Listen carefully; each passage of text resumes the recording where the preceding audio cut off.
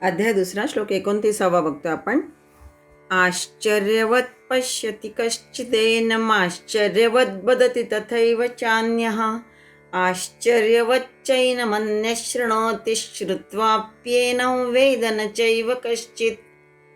अर्थ बघूया. कश्चित एनम, पहिला ओळीतला शेवटचा शब्द. एनम का केला आपण? खाली माश्चर्य जे दिसतंय तिथे माश्चर्य मधला म एनमशी जोडला जाईल आणि आश्चर्यवत वदती तथैव चान्यहा, इथेही आश्चर्य होईल. एखादा महापुरुष, एनम म्हणजे या आत्म्याला, आश्चर्यवत म्हणजे आश्चर्याप्रमाणे पाहतो, तसेच आश्चर्यवत वदती तथा एव, त्याचप्रमाणे एखादा महापुरुष याला आश्चर्यचकित होऊन वदती म्हणजे वर्णन करतो. च अन्यः, आणि तसेच आणखीन दुसरा, आश्चर्यवत च एनम अन्यः शृणोती, एखादा अधिकारी पुरुष याच्याविषयी आश्चर्यवत आश्चर्याप्रमाणे शृणोती म्हणजे ऐकतो. आणि जिथे जिथे चैन चैव आलेला आहे तिथे आणि च एनम च एव घ्यायचं. आणि कोणी कोणी श्रुत्वा अपि एनम, कोणी कोणी श्रुत्वा म्हणजे ऐकूनही, न एनम याला न वेद जाणीत नाही, वेद म्हणजे जाणणे आणि न वेद म्हणजे जाणीत नाही. थोडा कन्फ्यूज होण्यासारखा असा थोडा याचा अर्थ आहे, परंतु थोडंसं स्पष्टीकरण बघितलं की लक्षात येतं की आत्मा हा अत्यंत अद्भुत तत्व आहे, हे याच्यातून सांगायचंय. खरोखरी जर पाहू गेलं तर यथार्थ वर्णन करणंच अशक्य आहे याचं, हेच या श्लोकात सांगायचंय. म्हणून काही लोक याला पाहून आश्चर्यचकित होऊन जातात, असं पहिल्या ओळीत म्हटलंय. नंतर काही जण पाहता पाहता सर्व जगताचाही त्यांना मग विसर पडतो, त्याचं थांग त्यांना लागत नाही. काही महात्मे म्हणतात की स्वानुभवानी याचं वर्णन करू लागतात, पण ते सुद्धा वर्णन करता करता ते इतके तन्मय होऊन जातात की ते सगळं शब्दातीत होतं. परंतु तरी प्रत्यक्ष हे कसं आहे हे तसं सांगता येत नाही, फक्त आश्चर्याने बोलत असतात त्याच्याविषयी, आश्चर्याने पाहतात आत्मतत्वाविषयी. तिसऱ्यांदा म्हटलं, काही लोक वर्णन ऐकताच त्याच्या अद्भुततेचाच विचार करतात, चकित होऊन जातात, पण मती मात्र कुंठित होते यांची. इतकं होऊनही कोणी महात्मे याला यथार्थपणे जाणू शकत नाही, असा याचा अगाध महिमा आहे. मनुष्याणाम सहस्रेषु कश्चित यतती सिद्धये, 7व्या अध्यायात यासाठीच म्हटलंय की यततामपि सिद्धानाम कश्चिन्माव वेत्ति तत्वतः, हजारोंमध्ये लाखोंमध्ये असा एखादाच असतो की सिद्ध पुरुष की जो प्रयत्नांनी याला तत्वतः जाणतो. असं 7व्या अध्यायातला हा श्लोक आहे. एखादाच अशा याच्यामध्ये. आश्चर्य हे एक अद्भुत असं आश्चर्य कसं, या विषयाच्या आश्चर्यकारक भागाचा काही अंश बघताना जो त्याचे विचार मनन करतो आणि आत्मशक्तीचा चमत्कार पाहतो, त्याला त्या प्रत्येक गोष्टीमध्ये कसं आश्चर्यच आश्चर्य वाटत असतं किंवा वाटेल. उदाहरणार्थ बघा, आपण व्यवहारातले उदाहरण घेऊन बघू की हे कसं असतं. बालक जन्माला येतं त्यावेळी ते स्तनातील दूध, आईच्या स्तनातील दूध शिकवल्या विना पिऊ लागतं. हे आश्चर्य नाही का? मनुष्य पाहतो, ऐकतो, स्पर्श करतो, चव घेतो, वास घेतो आणि जाणतो कुठलीही गोष्ट, हे केवळ आश्चर्यच आहे.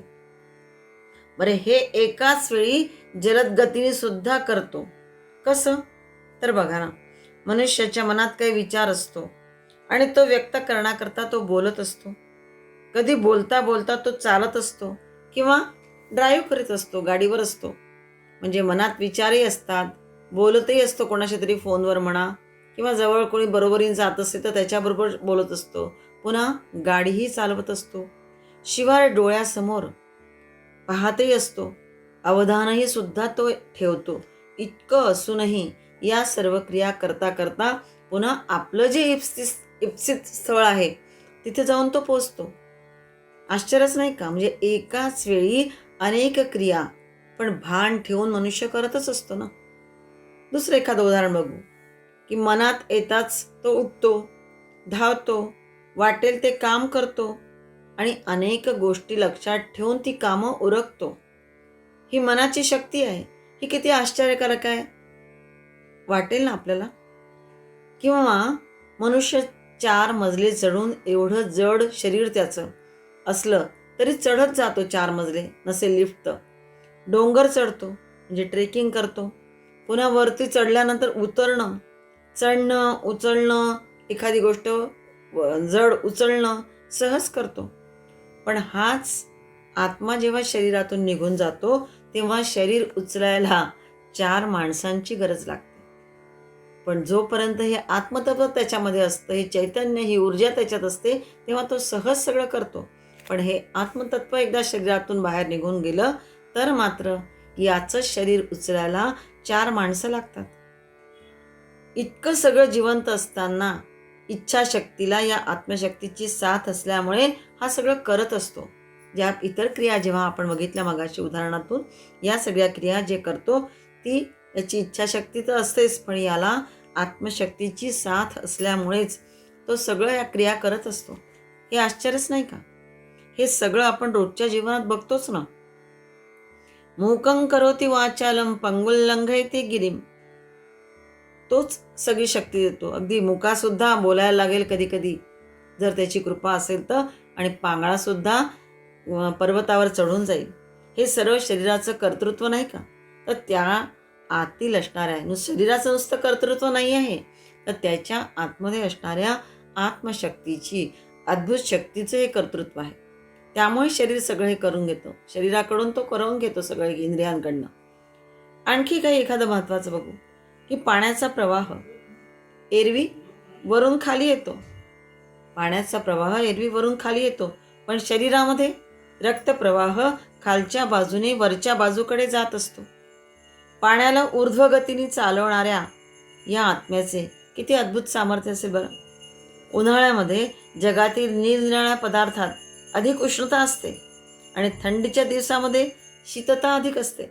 पण शरीरात थंडीत आणि उन्हाळ्यात उष्णतामान सारखंच राहत असतं. सारख्या प्रमाणात प्राणवायू आत घेणं, बाहेर सोडणं, निरनिराळ्या प्रकारांनी शरीरात फिरवणं, ही जी सगळी कार्य आहेत यामध्ये सुरू आहेत, आतमध्ये सुरू असतात. यात एवढं आश्चर्य नाही का हे सगळं?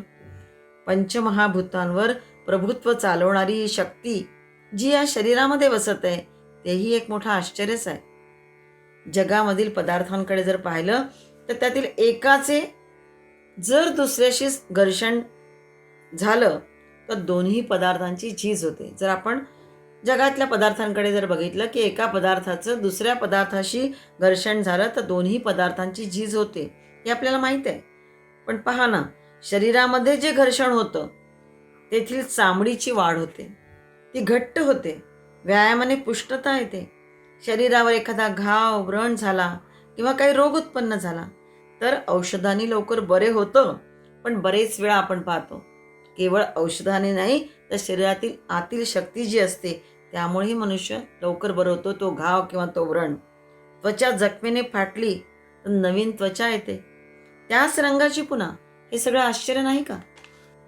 अशी हजारो आश्चर्य आहेत, त्यांची गणना अशक्य आहे. म्हणून तत्ववेत्ते म्हणतात की याचं वर्णन करू शकत नाही आपण, याला पाहू शकत नाही. नेती नेती म्हणतात ते यासाठीच म्हणतात. ही जी आत्मशक्ती, न येती म्हणजे याला आम्ही जाणत नाही असं जी म्हणण्याची पद्धत आहे, न नेती नेती, ही आत्मशक्ती विलक्षण कार्य करणारी आहे, याचा विचार कर असं भगवंत म्हणतात. जीवाचा जो केंद्रबिंदू आत्मा आहे, शरीर नव्हे. आपल्या आशा, आकांक्षा, सुख दुःख शरीर सौख्याशी निगडीत असतात. शरीर हे एक वस्त्र आहे, ते बदलल्या जातं, पण आत्मा पुन्हा नवीन दिव्य शरीर प्राप्त करून नव्या उत्साहाने जगात कर्मे करायला येत असतात. हेच जणू काही या श्लोकातून सांगायचं. अध्याय 2 श्लोक 30 बघतो आपण. देहि नित्यमवध्योऽयं देहे सर्वस्य भारत तस्मात् सर्वाणि भूतानि न त्वं शोचितुमर्हसि. हे भारत, हे अर्जुना, हा आत्मा, हा देही सर्वांच्या शरीरामध्ये, सर्वस्य देहे सर्वांच्या शरीरामध्ये नित्यम अवध्य, नेहमीच अवध्य असतो, म्हणजे याचा वध होत नाही. हा शरीरात असणारा देही, सर्वस्य देही, सर्वांच्या शरीरात असणारा देही नेहमीच अवध्य असतो, म्हणजे याचा वध होत नाही. म्हणून तस्मात आलेला आहे. म्हणून सर्व प्राण्यांच्या बाबतीत, सर्वाणि भूतानी, सर्व प्राणी मात्रांच्या बाबतीत न त्वं शोचितुम अर्हसी, तू शोक करू नकोस. भगवंताला आता इथे शंका आली की अर्जुनाला हे समजलं असेल का? इतक्या वेळचं मी जे सांगतोय हे अर्जुनाला समजलं असेल का आतापर्यंत सांगितलेलं?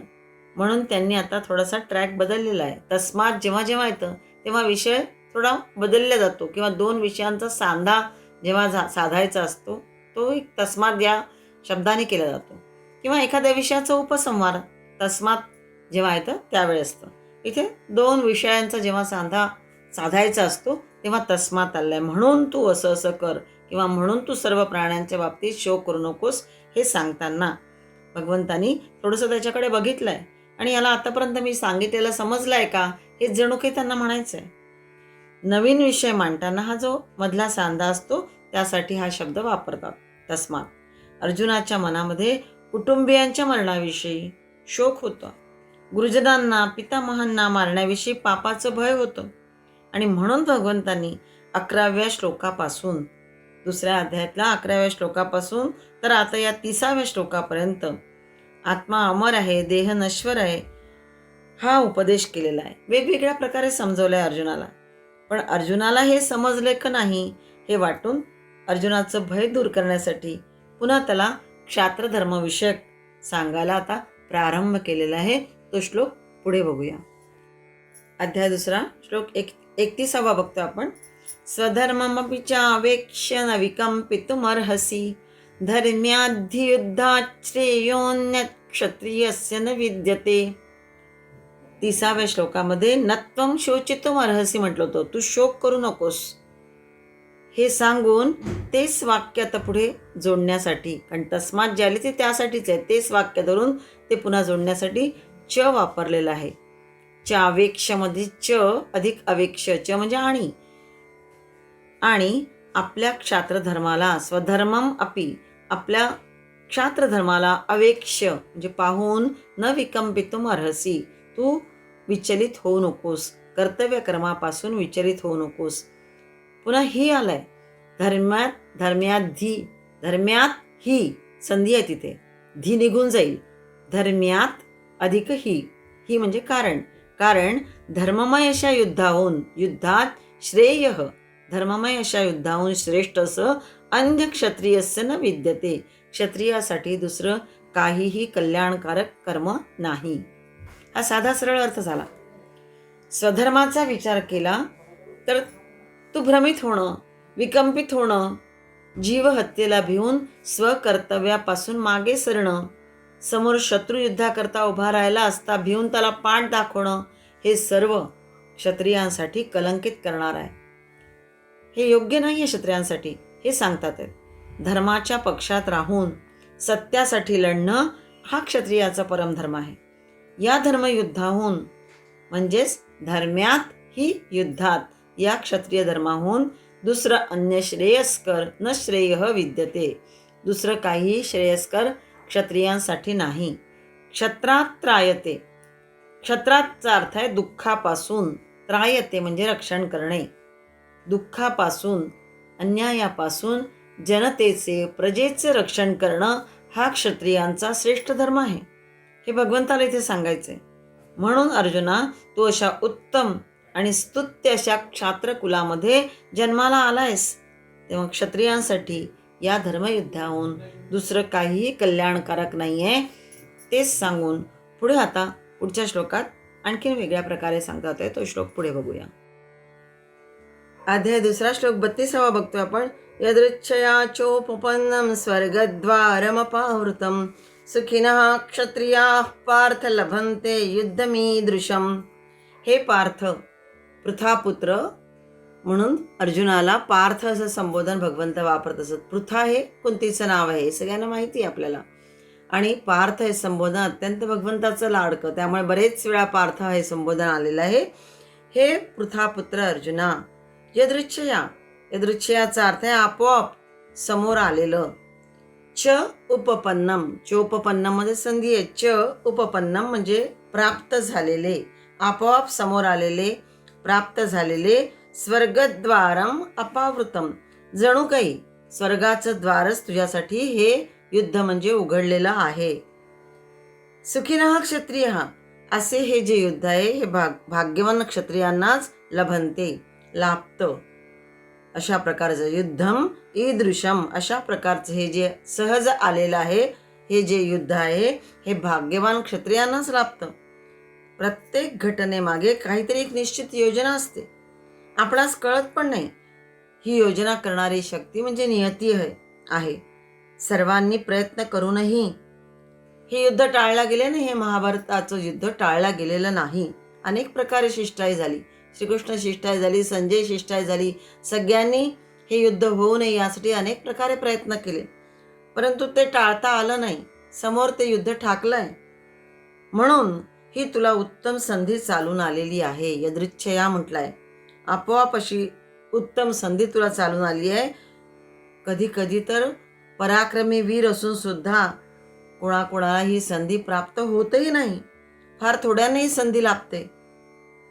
म्हणून वाट्याला आलेले जे कर्तव्य आहे, मग ते वर्ण असो, आश्रम असो, यानुसार जे प्राप्त झालेलं असतं ते धर्म म्हणून किंवा कर्तव्य म्हणून कर्तव्य भावनेने, निस्वार्थ भावनेने करायला हवे.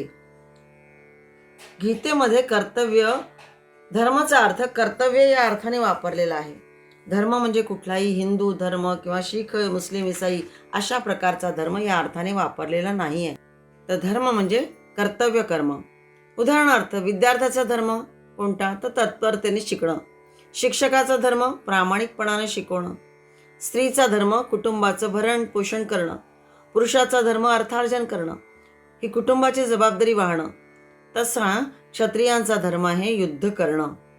भगवंतांना हे म्हणायचं आहे की वास्तविक धर्म तोच ज्यामध्ये आपलंही हित आहे आणि इतरांचंही हित साधल्या जातं, तो धर्म.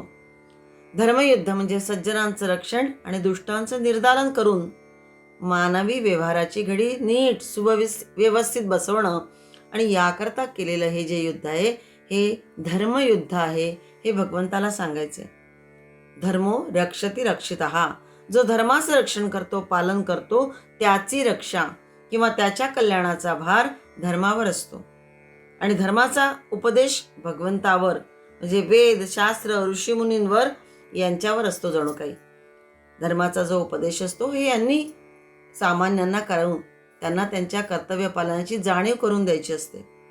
समर्थ म्हणतात, स्वधर्मेची चाले सदा उत्तमाचा, जगी धन्य तो दास सर्वोत्तमाचा. जे वाट्याला आलेलं कर्म आहे ते निष्ठापूर्वक करणं, तो स्वधर्म. याचं पालन ही एक प्रकारची भगवत सेवाच आहे.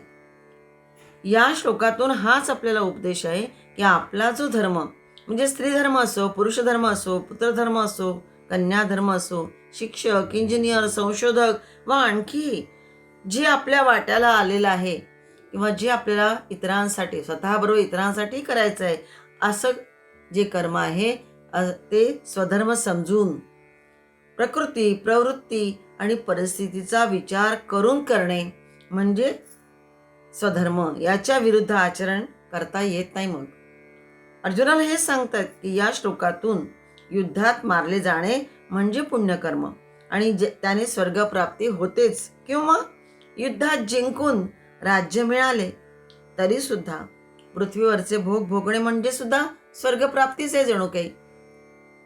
आणि क्षत्रियांना दोन्हीही भाग्याचंच आहे आणि म्हणून युद्ध करणार नाही हे तुझं जे म्हणणं आहे हे योग्य नाही आहे. पुन्हा पुन्हा वेगवेगळ्या प्रकारे भगवंत अर्जुनाला समजावतात आहेत की उठ आणि युद्धाला तयार हो. पुढे आणखीन काय म्हणतात आहे ते पुढच्या श्लोकांमध्ये बघूया. अध्याय 2 श्लोक 33 बघतो आपण. अथ चेत्त्वमिमं धर्म्यं संग्रामं न करिष्यसि ततः स्वधर्मं कीर्तिं च हित्वा पापमवाप्स्यसि. अथ चेत, परंतु, जर, चेतचा अर्थ आहे जर, त्वम इमं धर्म्यं संग्रामं, जर तू हे धर्मयुद्ध केलं नाहीस तर, न करिष्यसी केलं नाहीस तर, स्वधर्मं कीर्तिं च, स्वधर्म आणि कीर्ती हित्वा गमावून, ततः त्यानंतर तुला पापम अवाप्स्यसी, पापाला तू जवळ करशील. हा सरळ अर्थ झाला. अर्जुना, या स्वबांधवांना कसे मारू, हा जो तुझा विचार आहे हा बरोबर आहे. पण या दुष्टांशी युद्ध न करता जर तू पळून गेलास तर मग तुझी अपकीर्ती होईल. क्षात्रधर्माचा त्याग केला तर पाप लागेल. युद्धा वाचून तू राहूच शकणार नाहीस, कारण क्षात्रधर्माला अनुसरून युद्ध करण्याची तुझी वृत्ती आहे आणि ती वृत्ती केव्हाही उफाळून येऊ शकेल. कारण आता तरी तू शांत असलास तरी तुझा क्षात्रधर्म तुला स्वस्थ बसू देणार नाही. हे जणू काही भगवंताला तू सांगायचं आहे. कारण हा कसं आहे, धर्मसंग्राम आहे. धर्म्यम संग्रामम पहिल्या ओळीत जे म्हटलंय ते, हा संग्राम आहे. म्हणजे काय, तर धार्मिक सज्जनांचं रक्षण आणि दुष्ट दुर्जनांचा नाश आणि मानवी व्यवहाराची घडी सुव्यवस्थित बसवणे, याकरता जे युद्ध केलं जातं त्याला धर्मयुद्ध म्हणतात. हे जे कौरव आहेत हे कसे आहेत, साम्राज्यवादी आहेत. अतिशय साम्राज्य मिळवण्याची हाव यांच्याजवळ आहे आणि तिथून ते हलायला तयार नाही आहेत. पण तरी चांगले जर असते तर प्रश्न नव्हता, परंतु अन्याय करणारे आहेत, दुष्टपणाने वागणारे असे आहेत. आणि म्हणून असे हे साम्राज्यवादी शत्रू समोर आलेले आहेत. ते धर्मशील लोकांना अनंत दुःख देतात आहेत. म्हणून तू हे धर्मयुद्ध करणार नाहीस हे म्हणणं योग्य नाही, कारण तू तुझ्या स्वधर्मापासून च्युत होऊन आपलं यशही मग गमावशील.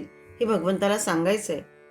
धर्मसंग्राम हे दोन विरुद्ध शब्द एकत्र आणून एक विचित्र समास झालेला आहे. धर्मसंग्राम असा शब्द आलेला आहे. धर्म असेल तर संग्राम कसा, आणि संग्राम असेल तर धर्म कसा, शंका येऊ शकते.